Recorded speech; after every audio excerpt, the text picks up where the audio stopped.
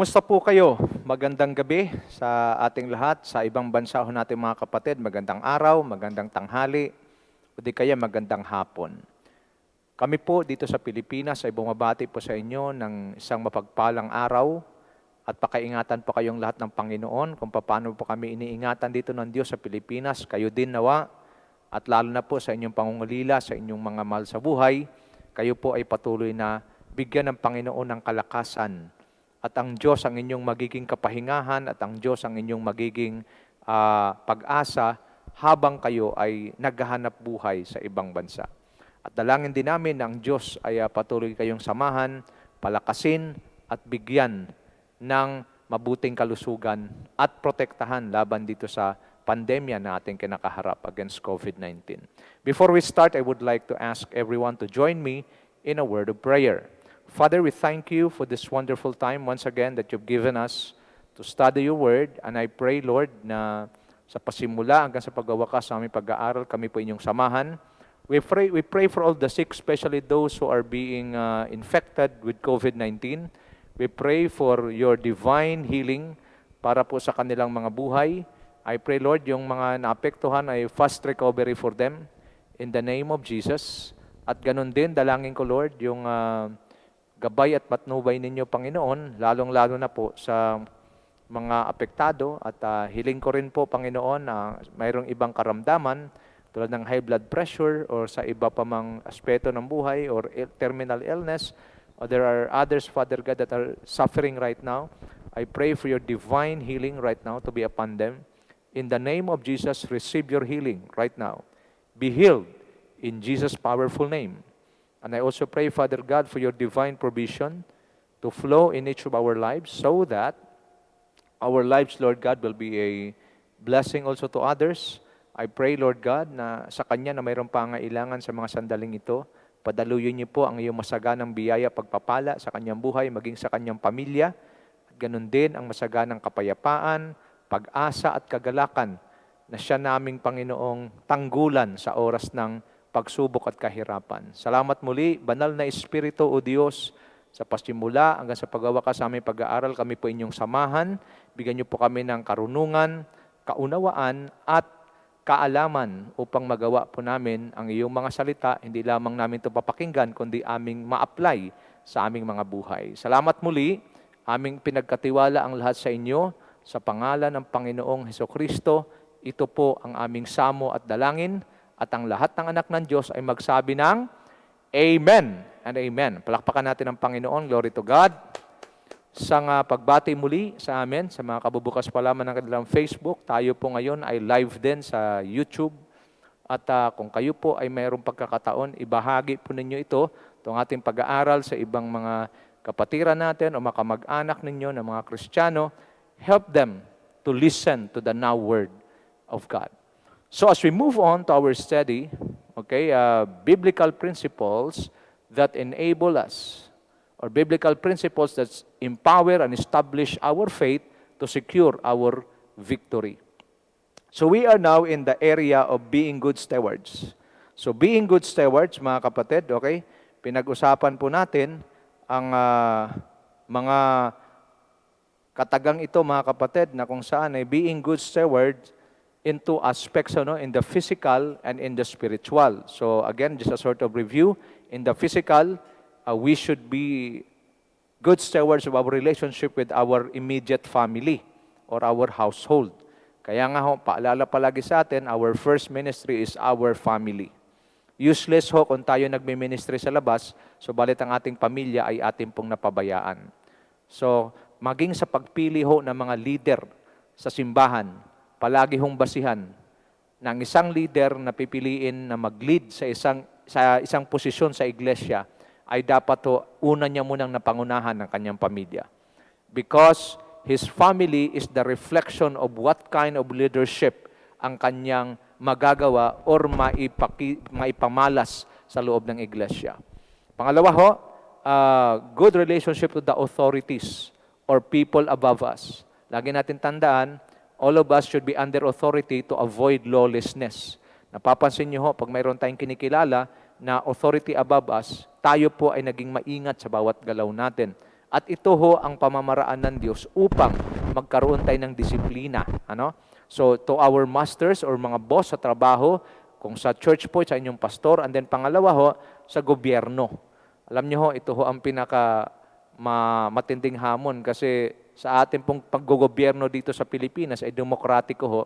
So malaya ho tayo magkomento, pero naipaliwanag na po natin yan that we should understand that every authority, especially in the government authorities was also established by God. So we need to honor them. Although if they are not performing well, let them be answerable to God. But for us citizens, we need to obey them, we need to honor them, so that makikita nila na tayo sumusunod sa kanila, sila din ay mag-aayos at kanilang huhusayan ng kanilang paggogobyerno. So that is in the physical side. So in the spiritual side, atin pong unang diniscuss yung being good steward of our relationship with God. In the spiritual side, we divided it into three. Number one, the builder, which is God. Then pangalawa ho, the co-builder, which is the pastor. Dito ho tayo nagtatapos. Then number three, the co-worker, which is our brethren. So another topic po yan. So natapos na ho natin ang discussion about our relationship with God, that it should be the ultimate relationship na pahalagahan natin. Higit ho sa relasyon natin sa tao, higit ho sa relasyon natin kanino man, mapatao o sa bagay o anumang mga bagay-bagay sa libutan, ating pong priority, mga kapatid, ang ating relasyon sa Diyos na ating pagyamanin, patatagin, patibayin. Bakit? This is the only relationship that will lead us to our breakthrough and victory. So nagtapos po tayo sa pangalawang bahagi, which is our relationship to our pastor. Because this is a critical issue para sa bawat isa sa atin na kung saan, mga kapatid, dito po marami ho ang medyo nahihirapan sa aspetong ito. Why? Because it's so easy to obey God. Why? Because we do not see God. God do not, He do not rebuke us. He does not rebuke us directly. Okay? Kaya mas gusto ng marami, yung pastor, ay yung Diyos ang gusto nila magpastor sa kanila. Pero God has showed us a protocol. So, as we discuss, be a good steward of everything that God has entrusted you. We will now be discussing about be a good steward of your relationship with your pastor, which is the carrier of your grace. Okay, so napag-aralan natin nakaraan that the safest place for a sheep to dwell is only in the presence of his shepherd. Why? Because as long na ang tupa, ayon sa picture na nakita natin, ay kasama siya ng kanyang pastor, siya ho ay protektado. Okay? Because nakita natin, mayroong pamalo ang pastor, kaya hindi makalapit yung mga lobo. Laging tandaan, ikinumpara po tayo sa mga tupa na kung saan mayroon pong ang tupa ho, isa sa kanyang negative traits ay yung kanyang pagiging mahina. A sheep cannot defend itself. That is why, kailangan niya ng pastol. At ayon sa Isaiah 53, ikinumpara po tayo sa mga tupa, mga kapatid. Okay, so kung ganon, ang comparison ng Diyos, at hindi naman din pwedeng i-contest yan kasi Diyos ang nagsalita, Isaiah 53, your people is like a sheep. Okay? All we like sheep that gone astray. Yan ho ang comparison ng Diyos sa mga pinili niya sa kanyang bayan, kaya kailangan natin ng pastol. Okay? The safest place for a sheep is to dwell the safest place for a sheep to dwell is only in the presence of his shepherd. So same thing in the church. Yan ang set up. So ano ang reflection ng pastor mo? Ano ang kanyang purpose? He is there to protect you. He is your protection. Dito ho, sa picture pa lang, pag titingnan ninyo, nagsisend na kaagad ito ng malinaw na mensahe. Ang pastor, protection ng isang miyembro o ng isang mananampalataya. Pangalawa, your pastor is your guide towards your provision. Nakita niyo ho? The pastor is the one leading the sheep towards greener pasture. Para ano? Masasabi ng sheep, he makes me lie down in green pastures. So what's the point here? Kailangan ho maintindihan ng bawat isa sa atin that our pastor is not just our protection, but he is also the one leading us towards our destiny or towards our provision. Then number 3, he is the one taking care of us. Alam niyo ho, paano nagtitake care ang isang pastor, kapatid, sa mga miyembro niya? Diba? All truths are parallel. Pag ang isang tupa kumakapal ng kanyang buhok, siya hahabulin ngayon ng mga ng mga insekto, at ang tupa na i-stress ho pagka maraming insekto. Ang gagawin ng pastor, pupunasan siya ng oil para yung kanyang mga balahibo ay babango at hindi na siya mai-stress sa maraming insekto. Same thing. The moment you are being stressed by many concerns in life, you just come to your pastor and your pastor will pray for you and he will, the peace of God will flow over your life. Nakita niyo ho, ganito ho kahalaga ang layunin at ang tungkulin ng isang pastor sa buhay ng isang mananampalataya.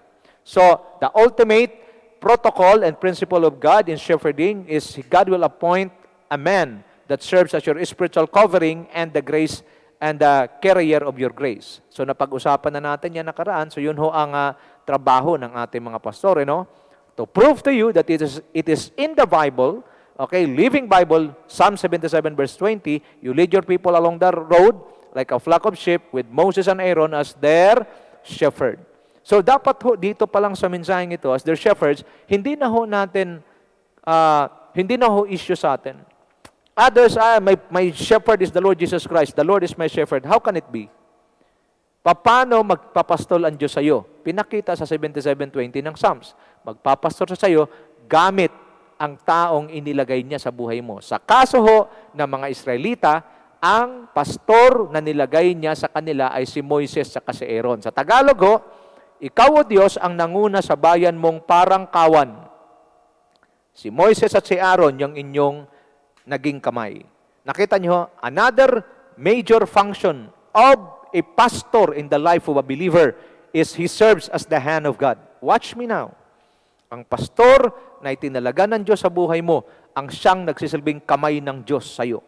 At ang gagawin niya, huhubugin niya ang iyong buhay upang si Kristo ay maporma sa iyong buhay until one day you shall become like Him. Nakita niyo ho? Kaya nga ho, pilit na sinisira ng kaaway ang iyong relasyon sa iyong pastor sa pamamagitan ng pagkakaroon ng immaturity, pagkakaroon ng mga offense. Bakit? Because alam ng kaaway, alam ng demonyo na pag ang isang Kristiyano ay strongly and accurately connected sa kanyang pastor, tapos na ang kanyang kasinungalingan at panluloko sa buhay ng isang mananampalataya.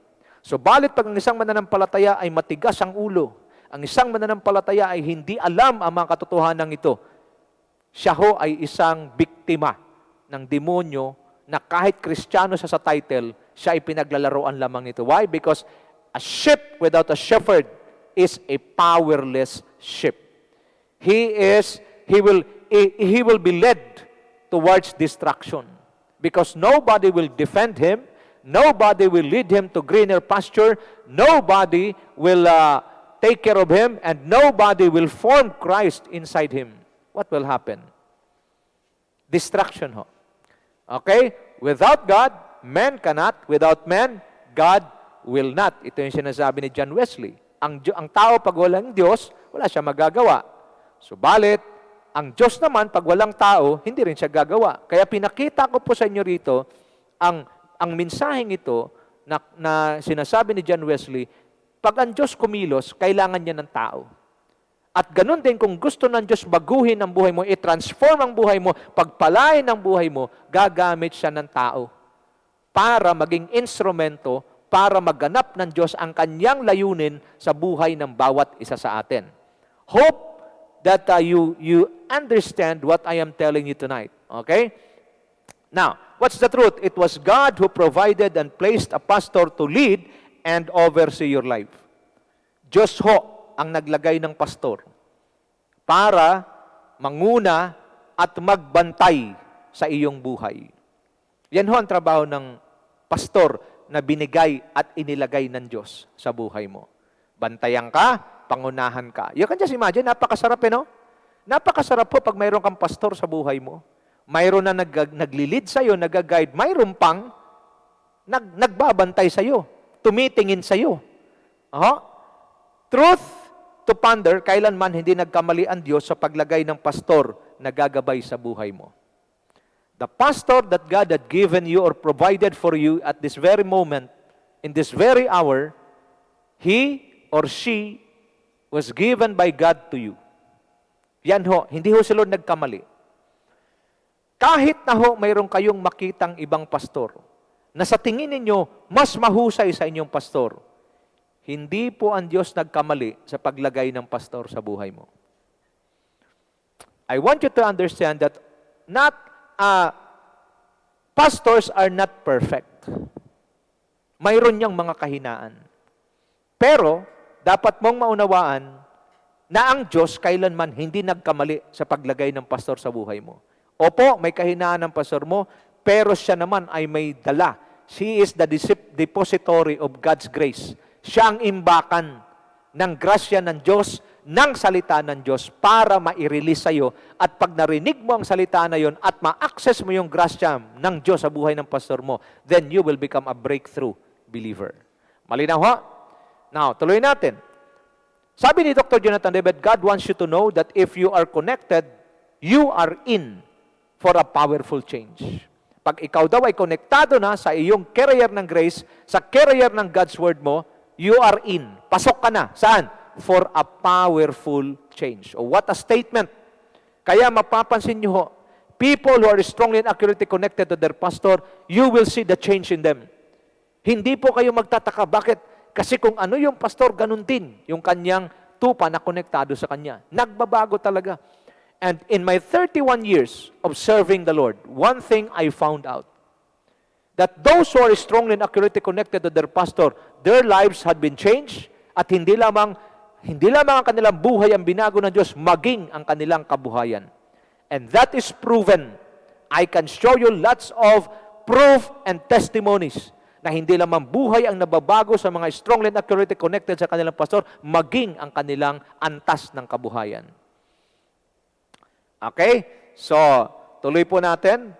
Awit 77 verse 20, Ikaw, O Diyos, ang nanguna sa bayan mong parangkawan, si Moises at si Aaron, yaong iyong naging kamay. Sabi nga ni Pastor Eric, Georgian Hansen, ang sabi niya, pag walang nagpapastor sa buhay mo, walang Kristo na walang nagpapastor sa iyo, pag walang nagpapastor sa iyo, walang Kristo na mahuhubog sa buhay mo. Which is true. Because the pastor is the hand of God in your life.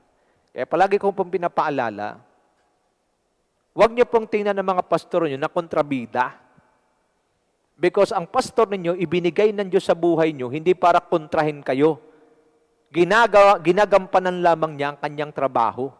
Ang mga pastor po ninyo, please tumingin kayo sa aking mga mata kapatid. Ang mga pastor po ninyo na nariyan ngayon, sila po ay mga kakampi ninyo sa Espiritu. Their only job is to protect you, to lead you to your breakthrough, to your provision, to take care of you, para maalis ang mga stress sa buhay mo, at higit sa lahat, the most important job of the pastor in your life is to form Christ in you. And forming Christ in you ay mayroong kasama yang teaching, rebuking, correcting, and training. Mayroong disiplina na gagawin. Kaya huwag niyong tingnan ng mga pastor niyo na kontrabida. Yung iba, ayaw nila sa pastor kasi mukhang kontrabida sa kanilang buhay. Kung hindi mo sila pababayaan, paano ang paghubog ng buhay mo? Paano ka magiging matatag na Kristiyano? Paano ka magiging kalugod-lugod at maging kagamit-gamit sa gawain ng Diyos? Kung hindi mo pansinin ng pastor mo, sinong ipapalit mo sa kanya? Sige nga. Mayroon ba? Sino? Yung mga kaibigan mo na hindi ka dinadala at hindi ka binibigyan ng matinong pamantayan kung paano mabuhay ng matuwid sa harapan ng Diyos? Watch me now. Only pastors will give you valuable teachings, valuable guidelines to obey God, to honor God, and to worship God. Wala na hong iba. Pwedeng magbigay rin yung mga kapatiran, pero iba ang antas ng pastor. Bakit? Kasi nga, he serves as God's hand in your life. Alam niyo ho, 3 session na natin itong tinatalakay. Kailangan ho, mag-breakthrough na ho tayo ngayong gabi. So, pinag-aralan natin yung mga mangyayari sa last days. Ano pong napag-aralan natin sa Matthew 24, 3-14? There will be avalanche of deception. Ano ho? Ang deception sa last days, patindi ng patindi. Bakit? Pag sinasabing deception, Kaya na-deceive ang isang tao kasi kamukha ng tunay o original yung ginagamit na pandaya sa kanya. Kaya madalas sinasabi natin, hindi ko akala ko kasi tunay, piyeke pala. Ang gagamitin naman ng demonyong pandaraya sa bandang huli ay walang iba kundi ang salita ng Diyos. Pwede bang gamitin ni Satanas? The devil had proven it already. Mismo sa Panginoong Jesucristo. Ginamit niya ang Psalms 91 verse 10 to 11, kung ikaw ang anak ng Diyos, tumalong ka. At susuguin niya naman ang kanyang mga anghel para wag ka masaktan. Nakita niyo ho? Yung pong senaryo na yon sa Matthew chapter 4, pinakita na ho ng Panginoon kung ano ang kayang gawin ng demonyo sa bandang huli. Hindi lamang po propeta ang kanyang pipikiin, hindi lamang ho mga teachers ng salita ng Diyos ang kanyang pipikiin, maging ang Panginoong Hesukristo, kanyang pipikiin kay magkapadala siya ng Antichrist. Nakita niyo ho? Na pag hindi ka babad sa salita ng Diyos at hindi ka nag-a-access ng grasya ng Diyos, disgrasya talagang abutin. And where can we access the grace of God? And where can we access the now Word of God?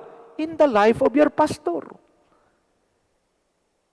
Kaya ho, isa hong malaking pagkakamali at pagdadala sa sarili mo sa kabiguan at pagkatalo, ang hindi mo kilalanin ang pastor na inilagay ng Diyos sa buhay mo. Ang iba malakas ang loob. Magmiminsahe ang pastor, dededmahin lang. My goodness, kapatid. Ang mga nagbabasura sa kanilang pastor, yan ho ang ginagawa ninyo, ha? Mga members, makinig kayo mabuti. Pag ang iyong pastor nagmiminsahe sa iyo, hindi mo dinedma mo lang, binasura mo siya. At sa lahat nagbabasura sa kanilang pastor, ibabasura din kayo ng Diyos. Ang buhay mo magiging basura din. Bakit? Because what you do to your pastor is what you are doing to God. If you are respecting your pastor, then you're respecting God. If you're respecting your pastor, you're respecting God. If you are honoring your pastor, you're honoring God. Nasabi ko na ito noon. Hindi kailangan ng Diyos yung honoring mo, yung respeto mo, yung pagsamba mo, hindi niya kailangan. Bakit? Gagawin mo yan o hindi, Diyos pa rin siya. But God had given you a chance to worship Him, to honor Him, to respect Him, to glorify Him. How? By doing it to your pastor. You respect your pastor, you obey your pastor, you honor your pastor. That is what you are doing to God. Worship is only for God. Nagkakanuan po tayo, mga kapatid. Kaya sa bandang huli, marami ho ang madadaya. Bakit sila nadadaya? Because they have no grace. They are not operating in the grace of God and they have no current word or the now word which can be found only in the life of their pastor. So tingnan natin to. Sabi rito sa verse 13, review lang ho tayo. And many false prophets will appear and deceive many people. Because of the increase of wickedness, the love of most will grow cold. But the one who stands firm in the end will be saved. Madalas ho, marami nagko-quote nito, yung Matthew 24:13, ang sino magtiis hanggang wakas ang siyang maliligtas. Tama ho. Pero ang tanong, paano ka makapagtiis hanggang wakas?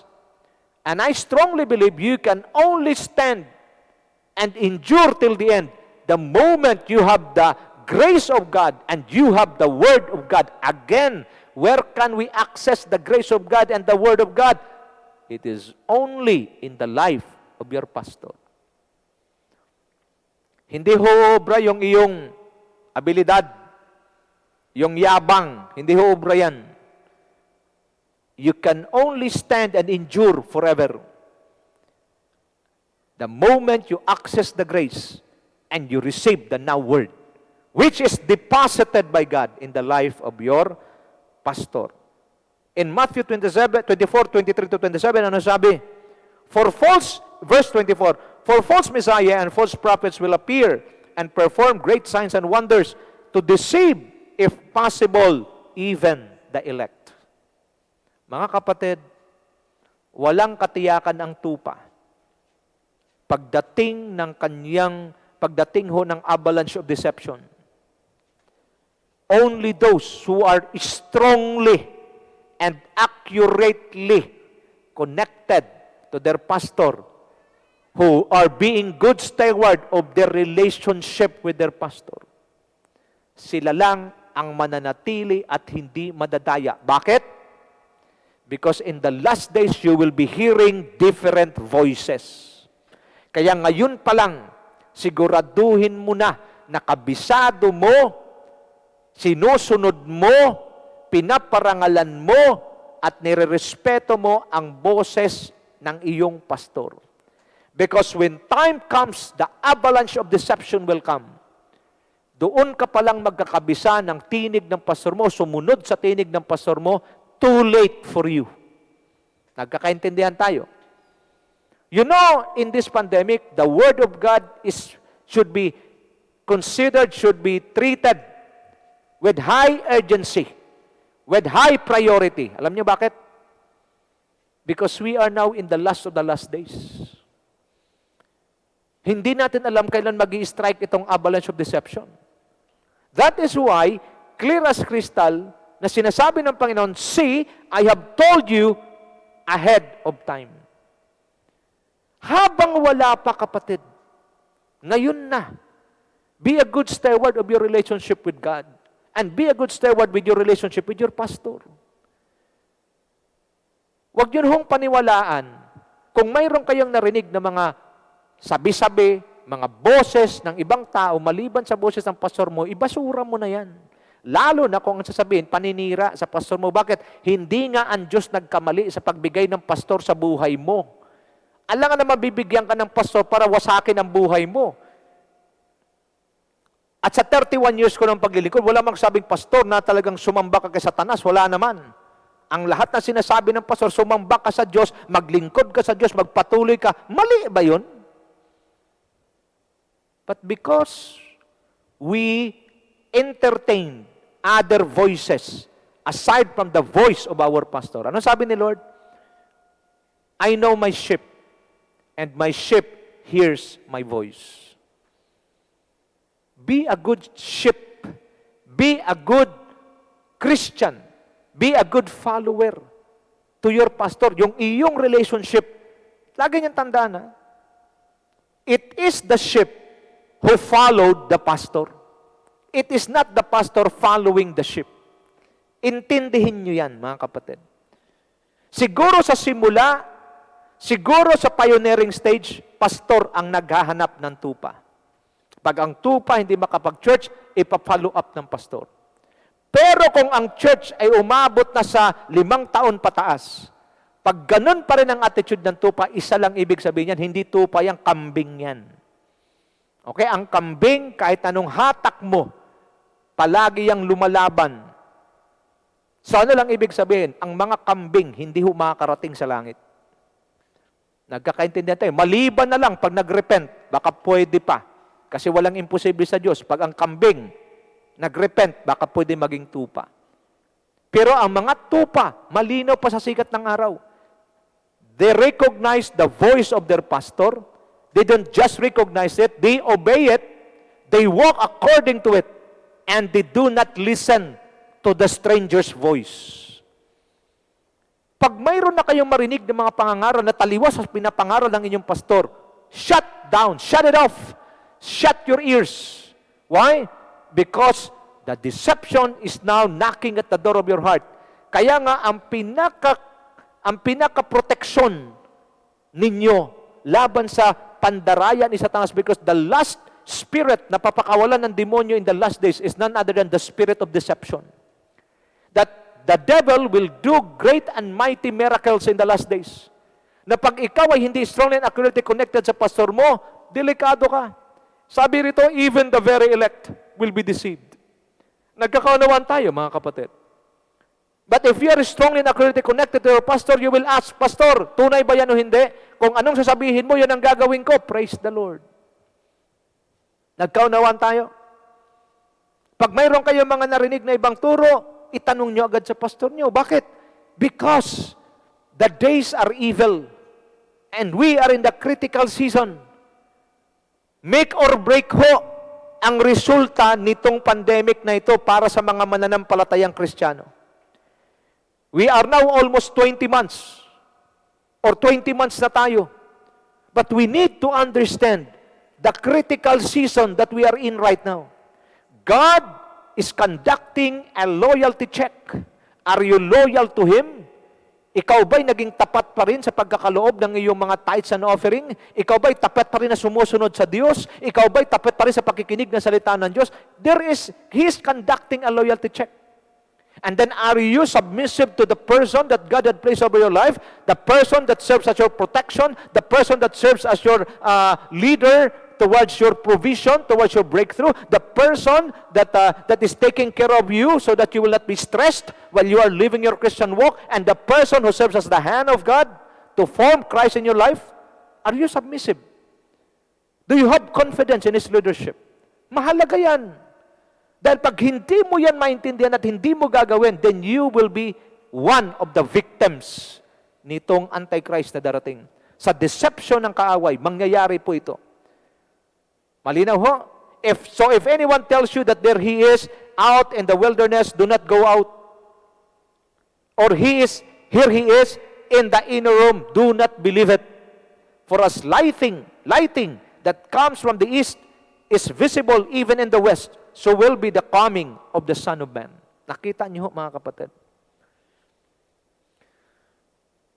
Your relationship with your pastor is very crucial. It will make you or it will break you. Now, I'll be talking to the pastors. Pastors should also have someone leading them. So that for us to become a good leader, we should be first a good follower. That is why even if we are pastors already, we need somebody to mentor us or to father us para mayroon din tayong susundan. Because mga pastor, we cannot take our sheep, our people to the place that we've not been there. Kung ano lang ang narating natin, yun din lang ang pagdadalhan natin sa ating mga tupa. Do you understand? So, ibig sabihin, habang tayo ho ay nagpapastor, dapat may nagpapastor din sa atin para maintindihan natin that we do not have the monopoly of wisdom, understanding, and knowledge. Kailangan mayroon din tayong sinusundan para mayroon tayong accountability, para mayroong mag-check sa atin, at higit sa lahat, mayroong magre-rebuke sa atin. Reasons why people doesn't want to have pastors because they don't want to be accountable. Alam niyo ang isang tao na hindi accountable, walang responsibilidad, irresponsable yan. Hindi maasahan. Ano pa? Ayaw magpakorek. Ano pa? Ayaw niya na tinuturuan siya. Yan ang mahirap sa marami. Nagkaintindihan tayo, mga kapatid? So the only escape or the only way for us to escape or to overcome this avalanche of deception na gagawin ng demonyo sa bandang huli is our strong and accurate connection to our pastor. Again, ngayon pa lang ho, kailangan kabisado na natin ang boses ng ating pastor, hindi yung tinig, yung turo, ina-apply natin. Yun ho ang pagkakabisa, nilalakaran natin, ina-apply natin, at hindi natin ipinagpapalit kung kanino mang turo na meron tayong naririnig. Why? Because this is God's protocol to protect us from the avalanche of deception na gagawin ng kaaway. Now, I've shown you example last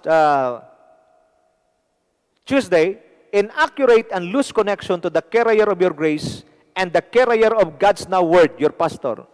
Dating alam natin carrier of God's grace. This time, your pastor is also the carrier of God's now word.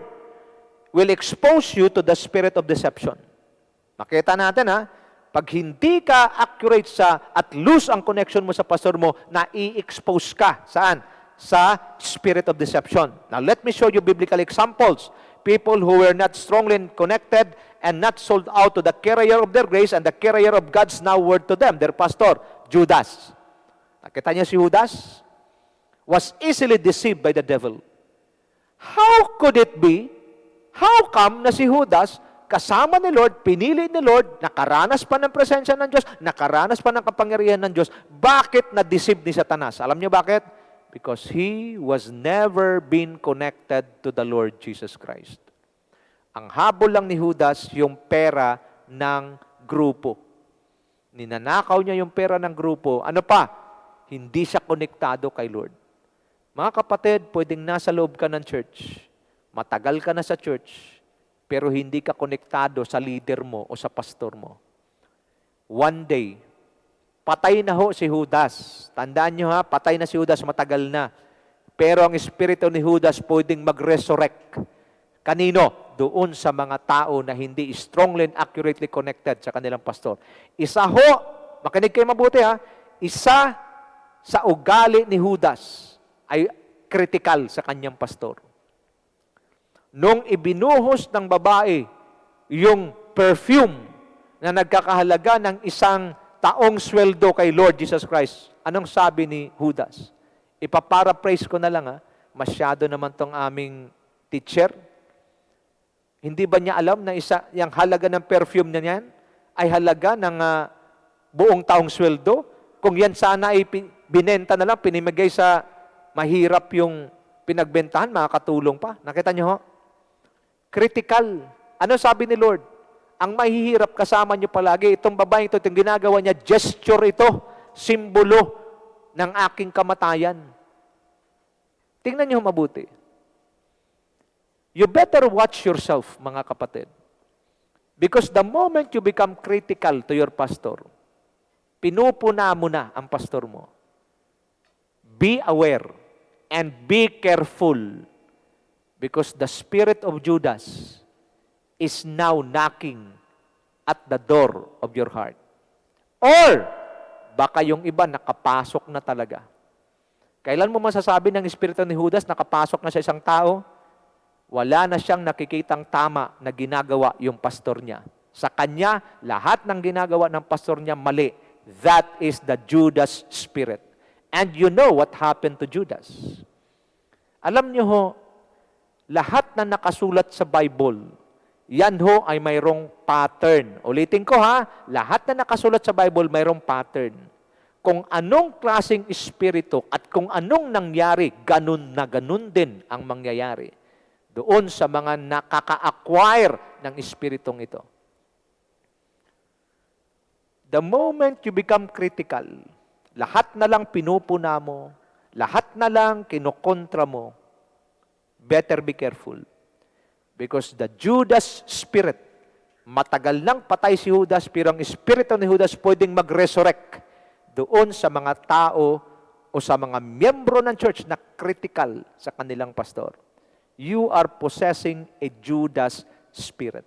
Same thing with the pastor, with their mentor, with their spiritual father. Pag ikaw din ay critical sa nagme-mentor sa iyo, the same spirit. Kailan na-reveal si Judas? Nung nagkaroon siya ng pagkakataon na ibenta ang Panginoon sa mga Pariseo at Eskriba. Tandaan nyo ha, pangalawang identity ng spirit of Judas, he is a friend to the enemies of his master. Kaaway ng Panginoon ang mga Pariseo at Eskriba. Palagi siya nitong pinagbabalakang patayin. Pero tingnan mo si Judas, naging kaibigan niya at kausap niya ang mga Pariseo at Eskriba na siyang kaaway ng Lord. Mga pastor, watch me now. Pag ang iyong miyembro, leader o worker, ay friend ng mga tao na critical sa iyo, watch them. Be aware of them. Why? Because the spirit of contamination is taking place. Kayo naman mga miyembro, pag alam ninyo na critical sa pastor nyo at doon pa kayo nagko-connect, isa lang ang nangyayari sa iyo, kontaminado ka at isang araw magugulat ka, critical ka na rin sa pastor mo, Judas na naman ang espiritu na pumasok sa iyo. Mga kapatid, what happened to Judas will also happen. Parallel yan eh. Napakadelikado. Yun ho ang nangyayari. He was cut off and he hung himself. Why? Because this kind of spirit. Saan ito nagmula, Pastor? Bakit nagkaganon si Judas? Inaccurate and loose connection. You can just imagine, 12 na lang silang pinili. Sumablay pa siya mag-isa. Ano lang ang punto dito? Sinulat ito para magkaroon tayo ng malinaw na ihimplo. Hindi para gayahin siya, kundi iwasan siya. At ang tanging paraan para makaiwas tayo sa spirit of Judas, ano lang kailangan natin gawin? Mag-strongly and accurately connect tayo sa pastor. Huwag tayo magkaroon ng loose connection. Again, if there are critical people to your pastor na magkasalita, i-rebuke nyo kaagad in the name of Jesus. You have the spirit of Judas. Ganunin nyo na kaagad. Bakit? Because that's the only way para ikaw ay huwag mag-contaminate. Pero kung nagsasalita ng critical, in-entertain mo, contaminated ka. Sa ayaw mo at sa gusto, pag simula na in-entertain mo yung tao na merong espiritu ni Judas na critical sa pastor mo, pagkatapos nyo mag-usap, contaminated na ang espiritu mo. At isang araw, maging kamukha ka na niya hanggang nagbubuo na kayo ng Judas Club. Malinaw? Mga pastor, bantayan natin. People who are still friend of people who are critical to you, pastor. People, leaders, workers, members who are friends at mayroon pang connection sa mga tao na critical sa kanilang pastor. These are contaminated. Unang papasok na espiritu, spirit of contamination, and then made-develop into the spirit of Judas. You better be careful. Pangalawa, Demas. Okay? Example, si Demas had easily abandoned Paul because he loved the world. Isang issue ni Demas.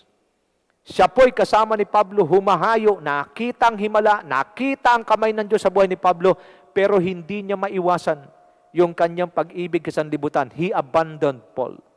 Tingnan niyo mabuti. Kung si Demas lang ay strongly and accurately connected kay Paul, buhay sana siya eh. Pero sa ginawa niyang ito, ano nangyari? Inabandon na niya si Pablo. Bakit nangyari, Pastor? Because of inaccurate and loose connection. Watch me now. The moment your connection to your pastor is loose, maluwag, lagi niyong tandaan. Excuse me, lagi niyong tandaan mga kapatid.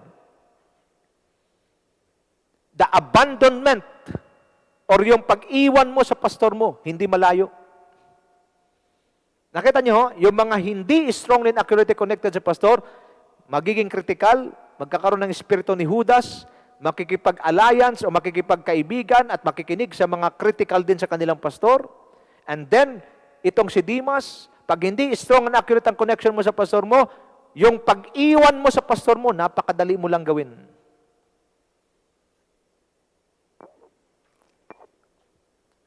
Nagets nyo, mga kapatid? Let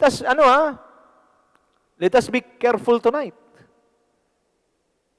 Mabilis mo lang iwanan ang pastor mo. At pag ang pastor mo is apostolic, prophetic apostolic ang ministry, huli ka na kagad. Alam ng pastor kung sino. Pag nag-ooperate sa prophetic apostolic ministry, alam niya kung sinong kanya, tsaka alam niya kung sino yung Judas sa kanya. Alam niya kung sino si Demas. That is why this message is being preached by God, being sent by God to you through the servant of the Lord. Para to check ourselves. Let us check ourselves. Because if your connection is loose at hindi ka accurately and strongly connected, you will abandon your pastor anytime, katulad kay Demas. Pangatlo, si Uzziah. Nakita mo to si Uzziah, naging hari ito. Naging hari ito, bata. Ginabayan ni Zechariah, isang priest or pastor. Habang siya ay ginagabayan ni Zechariah, lalo siya naging tanyag at naging malakas. Nung maging malakas, yumabang. Hindi na naniniwala sa pastor, isinantabi na yung mga pastor. Sa pamamagitan ni Azariah, tinabi niya na rin, siya na ang gumawa ng gawain ng pastor. Ito sobrang yabang naman. Watch me now. Pag hindi strong and accurate connection mo sa pastor mo, pwede kang pagpalain.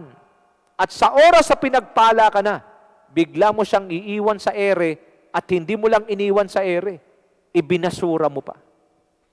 Ito ang mga dangerous, critical, okay? Hazardous, lahat na ng mga pangit na mga description. Dangerous, hazardous, ano pa? Ang nangyayari pag inaccurate at loose ang connection mo sa pastor mo. And mind you, watch me now, Judas, Demas, and Uzziah have one thing in common. All of them died in a tragic way. I am not threatening you. I am simply telling you the truth. Walang nagrebelde sa pastor o lumaban sa kanilang pastor at hindi nirespeto ang kanilang pastor na namatay ng matiwasay. All of them. I don't know with Demas, Hindi na, wala nang, alam nyo ho, walang kinwento kay Demas, pero the fact na kasama siya ni Pablo, na nakasama pa siya sa kwento, pero nung siya'y nawala, wala nang kwento sa kanya. Ano lang ibig sabihin? Forgotten. But Uzziah and Judas died a tragic death.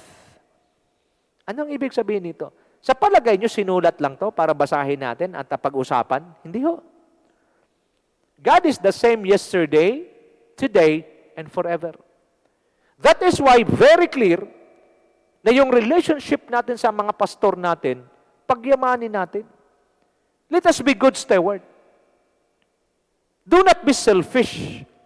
Marami mananampalataya selfish.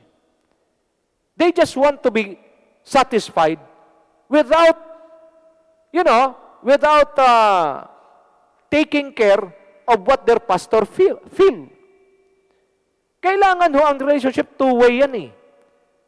You should understand that your pastor is also a human being.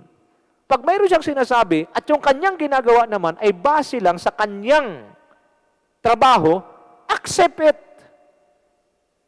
I-accept mo.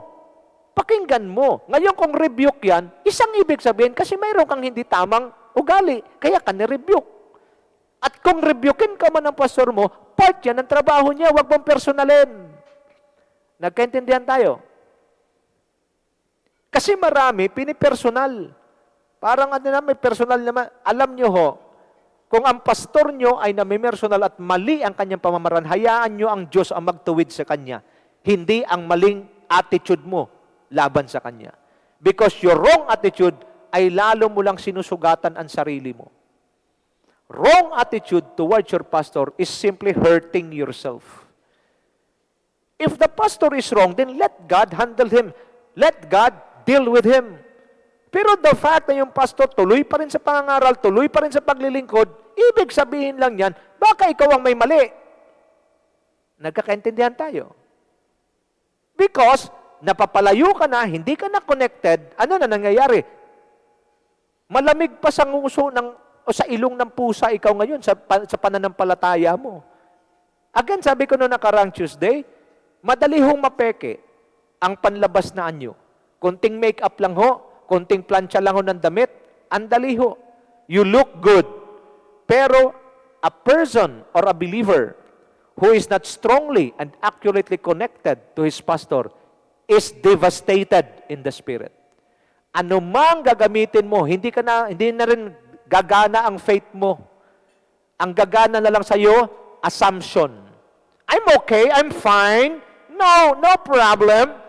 But in reality, in the spirit, alam nyo, pikein man natin ang physical. Madaling pikein yan. Mga pekas mo, lagyan mo lang ng mga pangmasilya yan, di na makikita. Pero ang spirito kasi, iba ho ang x-ray ng langit. Kita, pati kasu-kasuan mo. At hindi ang Diyos nagkamali ng mensahe na binigay sa atin. We cannot fool God. If you are not strongly and accurately connected to your pastor, you are bringing yourself in a very dangerous position. Naghihintay lang ang kapahamakan. Tumitsyempo lang ang demonyo para makaisa sa iyo. Now, inaccurate and loose connection to the carrier of your grace and the carrier of your now word will expose you to the spirit of deception. Warning. Tingnan nyo sa screen nyo. When the spirit of deception attacks, the first casualties are those who are irresponsible with their relationship to God and possess loose and inaccurate connection with their pastor or the carrier of their grace. Sa pagtama ho ng spirit of deception, ang unang biktima o mga biktima ay yung irresponsable sa kanilang relasyon sa Diyos at hindi maluwag at hindi strong ang connection sa carrier ng kanilang grace, which is their pastor. They will be the first casualties when the spirit of deception strikes. Kaya magugulat ho kayo. Maraming kamangha-mangha at kagulat-gulat na mangyayari sa bandang huli. Di ba si ano ito? Dating ganito? Bakit ganun na ngayon? Alam niyo bakit? Because of irresponsible relationship with God and loose and inaccurate connection with their pastor. This is how crucial and vital strong and accurate connection to the carrier of your grace is, especially in the last days. Tuloy natin. Now, kanina inaccurate. Ngayon naman, pakita natin, your strong and accurate connection to the carrier of your grace and now word will protect you from the spirit of deception. See the contrast? Pag loose and inaccurate ang connection mo sa pastor mo, you are a candidate of being a victim of this avalanche of deception. But your strong and accurate connection to the carrier of your grace and the carrier of your now word will protect you from the spirit of deception. Nakita niyo yung contrast? Pakita natin. Biblical example of strong and accurate connection to the carrier of their grace and now word. Tingnan natin ha. Elisha to Elijah. Anong sabi ni Elisha kay Elijah? 2 Kings 2, 1-18, basahin nyo na lang. Sabi, as long as the Lord lives and you live, I will not leave you. Hanggat buhay ka at buhay ang Diyos na pinaglilingkuran mo, ulitin ko ha, accurate, hanggat buhay ang Diyos at hanggat buhay ka, hindi kita iiwan. Tawag dyan, covenant relationship. That is strong and accurate connection. Himayin natin, hanggat buhay ang Diyos, ang Diyos kailanman hindi mamamatay. Naintindihan? At hanggat buhay ka, yun. Hanggat buhay ang pastor mo, walang iwanan, walang laglagan. Yan ang tamang, ang pagiging good steward sa iyong relasyon sa iyong pastor. Malinaw? Kaya hindi niya iniwan si Elijah.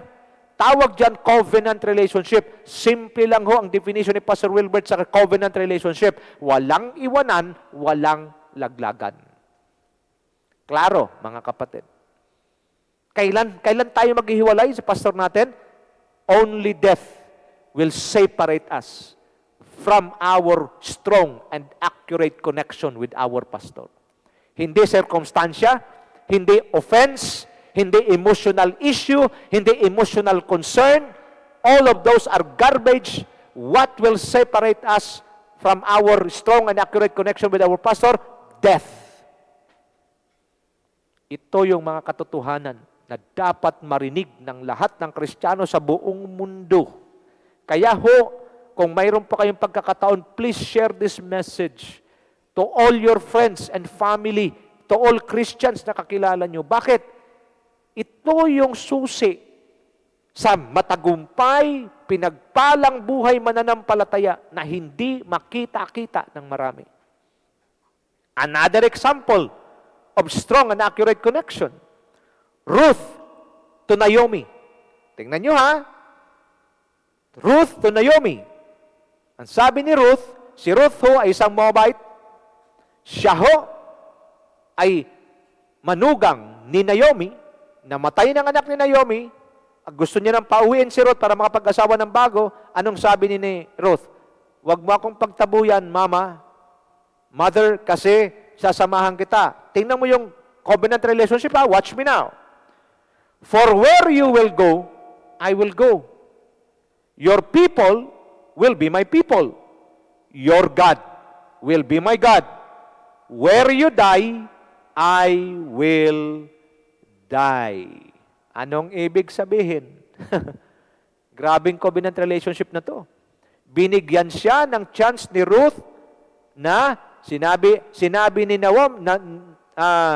Naomi sa kanya, anak, pwede ka nang umuwi sa inyo, sa Moab, para makapagpangasawa ka pa. Kasi patay na ang aking anak na asawa mo. Anong sabi ni Ruth? Huwag niyo po akong ipagtabuyan, Mama, because where you go, I will go. Your people will be my people and your God will be my God. Where you die, I will die. Ito ho ang covenant relationship. Now, dalhin ko kayo sa kwento ni Ruth, sa Ruth chapter 4. Sa pagsama ni Ruth kay Naomi Naomi pagbalik sa kanyang lugar, na pangasawa ni Ruth si Joash. Okay? Am I right? Si Boaz. Okay? Watch me now. Nung mapangasawa ni Ruth si Boaz, na ipanganak si Obed. Si Obed ho ang naging tatay si Obed po, ang kanyang anak ay si Jesse. At si Jesse naman ang naging tatay ni David. What a blessing. Watch me now. Strong and accurate connection will make you a channel of blessing or to become the source of a godly and breakthrough generations. Kung si Ruth ay hindi strong and accurate ang connection, actually, dalawa sila eh. Dalawa silang manugang ni Naomi. Yung isa, umuwi sa Moab para mag-asawa. Si Ruth, hindi. Ang strong and accurate connection at good stewardship of your relationship with your pastor, willing kang mag-sacrifice for the sake of the covenant that you have with your pastor. Ang mga strong and accurate connection sa kanilang pastor, willing silang mag-sacrifice. Minsan ma-offend sila, pero never nilang iwanan ng kanilang pastor. Ganun ho dapat ang tamang steward sa relationship sa pastor niya. Hindi niya iniiwan. Sinasamahan niya at hindi ho nagkamali ng covenant yung strong and accurate relationship natin sa ating grace carrier at sa carrier ng God's Now Word, which is our pastor, ay hindi ho mawawala ng kabuluhan. Naging bahagi sa history si Ruth na naging nanay ni Obed, na siya namang naging anak niya si Jesse, at si Jesse naman naging anak ni David, at sa lineage ni David, doon nagmumula ang Messiah na walang iba kundi ang Panginoong Hesukristo. Mga kapatid, sa aking pagtatapos, nais ko lang sabihin, hindi mo alam, kapatid, kung gaanong kalaking impact ang pwedeng maidulot ng iyong strong and accurate connection sa pastor mo. Never na dumating sa isipan ni Naomi o ni Ruth na siya pala ay maging nanay ng isa sa lineage na daluyan at magiging pagmumulan ng lahi ng hari ng mga hari at Panginoon ng mga Panginoon. You do not know the great and mighty things na gagawin ng Diyos sa buhay mo kung magpatuloy ka sa strong and accurate connection mo sa pastor mo. Katulad ni Ruth. Mga kapatid, ngayong gabi, simula pa, pangatlong session na ba ito? Pangatlong session na ito. Hindi natin minamabilis. Bakit? This is one of the most critical issue pagdating ho sa pamumuhay ng isang Kristiyano. As I end, I would like to read this to you, tong quotation na to na binigay sa akin ni Lord.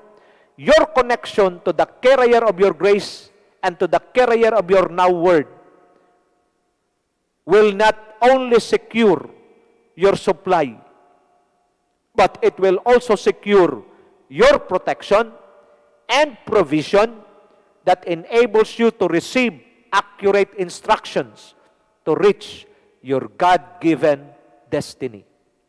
Your pastor is not just the depository or the carrier of God's grace, but he is also the carrier of God's now word for you.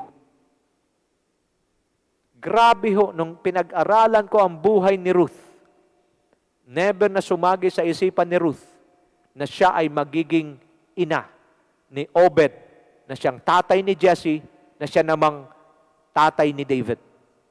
At mula sa lahi ni David, nagmula ang ating Panginoong Hesukristo. I hope and pray that tonight, your life will never be the same again after hearing this message. I hope and pray that tonight you will ask God the Holy Spirit to empower you so that you will become submissive, you will fix your relationship with your pastor habang may panahon pa. Katulad ni Ruth, walang iwanan, walang laglagan. Saan ka pupunta? Doon ako pupunta. Kung saan, sino ang tao mo, mga tao mo, sila rin ay mga tao ko. Kung sino ang Diyos mo, yun din ang Diyos ko. Don't just connect to the man, but first connect to the God of the man. And after connecting to the God of the man, then connect to the man strongly. And you will see the breakthrough that God will about to do in your life. I hope and I pray that tonight, God had touched you and God will cause this message as a material, use this message as a material for our great transformation until our last breath. What will separate us from our pastor? Death and death alone. Father, I thank you. I bless you tonight, and I pray that your word will minister powerfully in the lives of your people. And I pray that beginning tonight, all of us will never be the same again. When it comes to our relationship with our pastor, we will become good and responsible stewards. This is our prayer in the powerful name of Jesus, and the blessed people of God declare, Amen and Amen. Your table will never run out of food. The works of your hands will be blessed by the Lord. This is what I decree in Jesus' name. Amen. Shalom!